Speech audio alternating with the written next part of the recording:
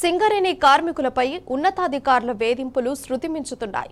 మొన్న మంచిర్యాల జిల్లా మందమరిలో మహిళా ఉద్యోగినితో ఆఫీస్ సూపరింటెండెంట్ బూట్లు కడిగించుకున్న ఉదంతం మరవక ముందే తాజాగా విజయ్ కుమార్ అనే జనరల్ మజ్దూర్ కార్మికుడిపై అధికారుల వేధింపులు బయటపడ్డాయి.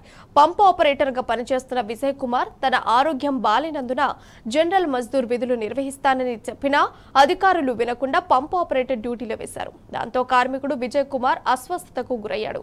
వెంటనే విజయ్ కుమార్ ను అంబులెన్స్ లో ఏరియా ఆసుపత్రికి తరలించారు. పై అధికారుల వేధింపులపై కార్మికులు తీవ్ర ఆగ్రహం వ్యక్తం చేస్తున్నారు. కార్మికుల మీద అధికారుల దౌర్జన్యం పెచ్చిమీరిపోతుంది. రోజుకొక చోట వేధింపుల పర్వం కొనసాగుతున్నప్పటికీ గుర్తింపు ప్రాతినిధ్య సంఘాలు చోద్యం చూస్తున్నాయి. సమస్యలను పట్టించుకోకుండా కేవలం యాజమాన్యం దగ్గర ఫ్రీ మాస్టర్లు పొందడమే డ్యూటీగా పెట్టుకొని ఇవాళ కార్మికులను వేధించేటువంటి అధికారులను వ్యతిరేకించడం లేదు. కార్మికులకు రక్షణగా ఉండాల్సినటువంటి కార్మిక సంఘాలు కార్మికులను పట్టించుకోకపోవడం వల్లనే యాజమాన్యం పెచ్చిమీరినటువంటి దౌర్జన్యకాండకు దిగుతుందనేది మనకు ప్రస్ఫుటంగా కనిపిస్తుంది.